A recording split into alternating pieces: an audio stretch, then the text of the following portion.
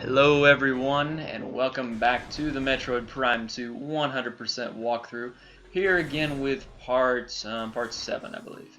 Yeah, so I apologize for not delivering on content as of lately, but we should be back to doing that. So, just so you know. Anywho, this part's going to be rather easy. Yeah, so you can fight the Metroids here, or you can just do what I'm doing, which is totally not fight the Metroids, because that's what I'm going to keep doing. Because Metroids can be irritating sometimes. Especially these guys, which will require some dark beam usage, which I'm just not going to do. So, yeah. Anywho, this time we're also going to be fighting good old Amorbus, and yeah, I think that should cover it. We may be returning energy, may not. I practiced all of it, so we'll see how it goes. Now, the reason I'm going back this way is because I want to get this missile expansion, so I don't have to come back here. Because then I can just later go and get that other one I pointed out last time, the super missile door. So, that's the plan. Why did I change beams? Whatever. Okay, anywho, we're also going to be getting ourselves a beam ammo expansion, which will definitely come in handy. And it will be pretty good against Amorbus. And Amorbus' strategy, you know, the giant worm and all, is mostly going to be, well, okay, so I had everything working out just right. Okay, you can die. There you go.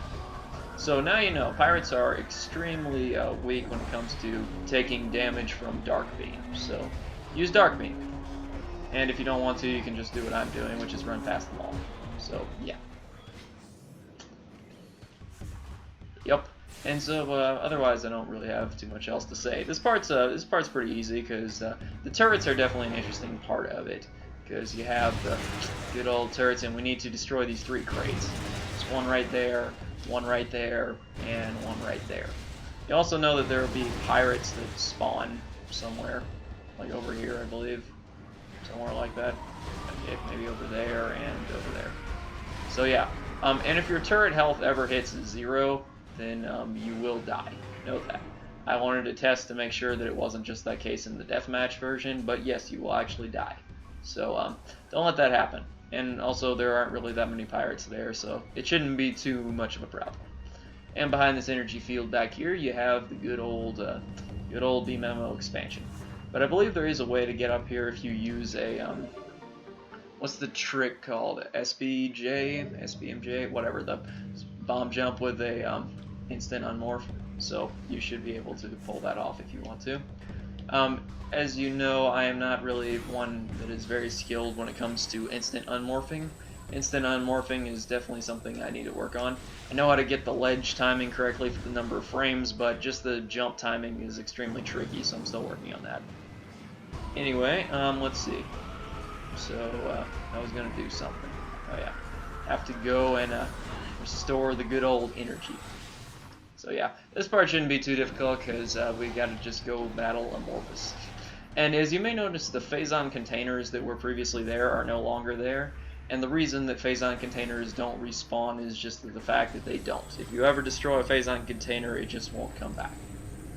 So, yeah, now you know. Also, in the Dark World, this time we're going to be looking at fighting a few more pirates. I believe also if you scan this thing from any position, you'll still appear in front of the portal. As I've talked about this previously, it's called a... I'm trying to remember what this is called. It's where you just automatically spawn in a certain place, kind of like a cutaway scene, where no matter what you do, you accomplish an action and the game places you in a certain position. So, I don't know. I'll come up with some kind of name for it. But yeah, there you go. So I also did a little bit of testing around to see, is it really possible to be able to get through here without jump boots in Trilogy? And the answer so far that I can see is no. I've tried different variations on double bomb jumping, basically, as well as just what I was previously trying with kind of a variation on the L jump from the GameCube version. The answer is just that it doesn't work well. And you can save right here. There's a save station right there. But we're not going to do that because we don't need to. At least I don't think we need to. So we'll see how the fight with the Amorbus goes, and hopefully it goes well. You may notice that I'm down already a whole energy tank, and you may be like, well, that's not smart going into a boss battle and all, because, like, you know, a boss battle, it's going to be challenging. The answer is no. A boss battle is not going to be challenging. Orbis is extremely easy and always drops a lot of health pickups. Now, maybe I'm saying that because this is not a hyper mode run. This is a normal run, so it should be easy. But yeah, so there's the final key.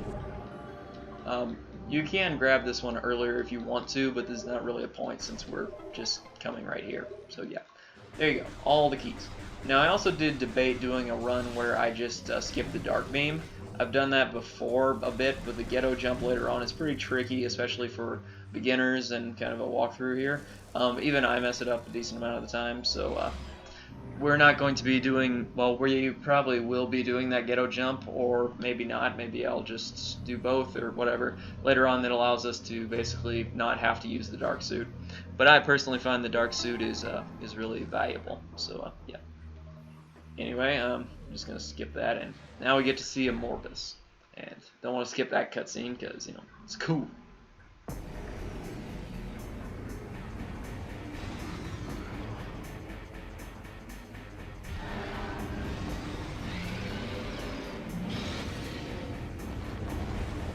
And so this battle is a lot like the battle against Foie Gras, I would say, from Metroid Prime 1, in that the fact that it slowly gets more difficult, per se. Like, just, like, the battle doesn't actually get more difficult, but, like, it might appear as being more difficult.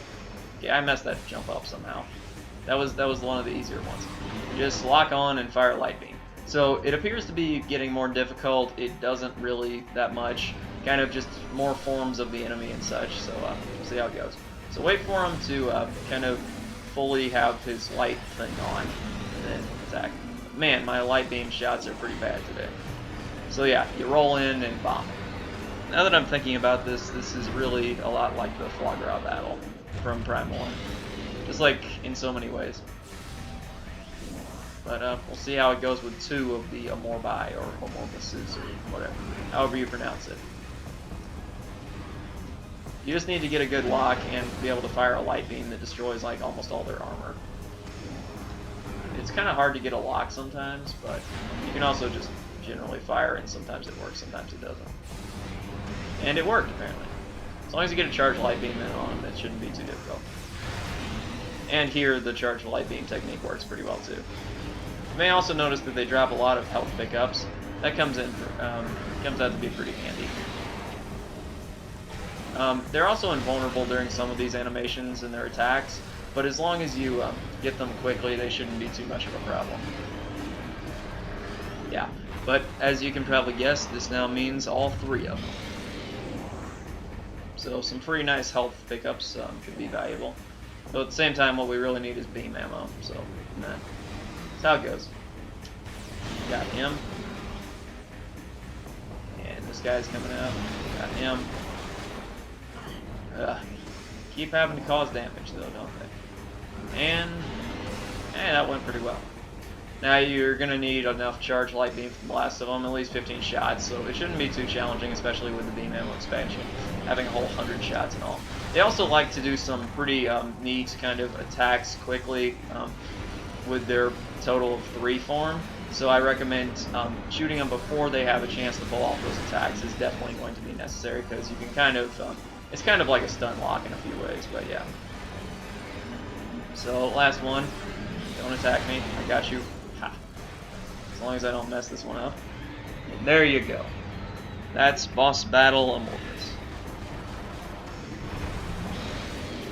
And I'd have to say it's not that difficult. Just use the light beam. You can use missiles if you want to, and you don't think you're a good shot with the light beam, but otherwise it's pretty easy.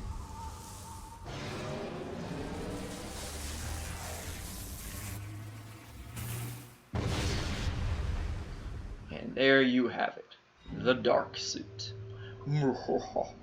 Dark Suit. So, yep, that's the Dark Suit. And it has a rather cool animation, I think, for getting it. Prime 2 is it kind of expands upon Prime 1's idea of wanting the acquisition of a new suit to be really epic. So, yeah, I definitely think it accomplished that. And there you have it. Awesome dark suit. So you may be like, okay, what does the dark suit do? Because, you know, it's just a suit. It's kind of dark looking. So, yeah. And the dark suit just basically reduces some damage. So instead of taking like 13 things of health per second, it takes something like, I don't know, 1, 2, something like that. Yeah, go to somebody who actually counts the number of health takes it has in a second, or counts the number of frames or something, because I don't do that, because I'm not really a speedrunner. Though I am considering doing some kind of speedrunning, different routes for Prime 1, just because I like the game on the Trilogy Edition, and I don't see a lot of people doing that. I mean, there's still some people that do it, but yeah. Otherwise, there's how you... maybe I should have showed the cutscene, maybe not. But yeah, that's how you get all the energy back. And you also get a full health restore, which is pretty sweet. Yep, so we got back the energy, and now it's time to go back. There are also going to be some ing in the next room, but they're not going to be too much of a challenge because we still have some light beam ammo, and we know the trick from last time that we used to take down the ing a bit faster. Ah, missed. There it is. And I'm a terrible shot. But if you actually want to fight the ing, you can create a bubble there. Oh, missed the jump. But it's nice because the dark suit is, it's really quite valuable. One thing I was wondering though, how come when you have a charged light crystal, you know, you don't get like extra damage? Or like extra regeneration? I think that would personally be useful because you regenerate extremely slowly. So I kind of wish that you could regenerate a little bit faster. So yeah. But once we get the Annihilator Beam, ing will become even easier than they already are, if that's possible. Possible to imagine. But yeah. And so it's pretty nice because all you have to do is just stand here and they'll eventually attack. And so yeah. Just like that. Why don't I grab some more ammo here? If I can get a hold of it. Prime 2 is really nice, as I've already explained, because when you're down on health, you're more like, you get a lot more health. So the game overall may seem more challenging, but really it's not because of that. And I need to find a save station soon to end this part, but I'm going to go restore the energy first, so why not? We're also going to have to battle some pirates here, so here's what I'm going to recommend. Right over here. See this light crystal? Well, it works again, if I can ever get a shot off on it. Yeah, I'm not a sniper. Hey guys. Wow, you thought that was a good idea? Yep, that easy. Let's see. I believe that's also a cutaway kind of transition scene. See up here in front of the portal? Well, it isn't. I thought it was. Well, in the light world it is on this particular one. Later on, I think the other one's not so much on the cutaway to the transition scene. But, yeah. So, not too bad there. And Amorbus was easy, so that was pretty nice. You also do travel a bit faster if you do travel in Morphball mode, just rolling. But jumping's also a lot of fun, so I like to kind of just leap from place to place. You could also probably get some good instant unmorphs because it increases your speed pretty drastically, so it could help for like jumping off ledges. Perfect timing to practice with instant unmorphing. Because instant unmorphing is tough, let me say that. Also, the dark pirates here are they're pretty weak when it comes to dark beam ammo. 3 shots should put 1 down. That is, if they could stay still long enough to get shot. You guys are annoying. You know that? Hey, I was just standing there. See? Easy. Now I have to get all the way back up there, which will require a lot of skill, as in jump boots. Because jump boots are great. Let me just say that. There are definitely a lot more places you can jump than you may think you can. If you watch my commentary walkthrough of Prime 1, you'll see kind of some of the abuses of it. I may also, if I do another walkthrough of Prime 1 sometime in the future, which I will end up doing, I'll show you guys a little bit about another thing you can use that's pretty nice for jumping on scenery with the Ice Beam before Fly Grout trick. Yeah. It's a little bit different in how you have to pull it off compared to the GameCube version, but Ice Beam before Fly Grout still works. And I generally noticed that not many people tend to run the trilogy version of this game. I really wish there were more people that did that because I find it to be quite fun, but it also means that I have a lot of ability to kind of come up with different routes and name them different things that are original. Because if you search up a trilogy run, mostly what you're going to get is just like, oh, it's a trilogy run. Route. Well, I'm just trying to sequence break more to see how that works. And see how sequence breaking can work in that case. But as you may also notice, wait one sec. So you restored the energy, and you didn't get any health. But when you stole the energy, you got health. So no bonus for being good, I guess, but whatever. It's also a little faster across the center here. If you go around the edge, you'll notice a dark beam door, and you can go through that and collect yourself an energy tank right now, if you want to. But later on, you have to go back there anyway to collect some other stuff. And by that I mean the useless dark burst, and you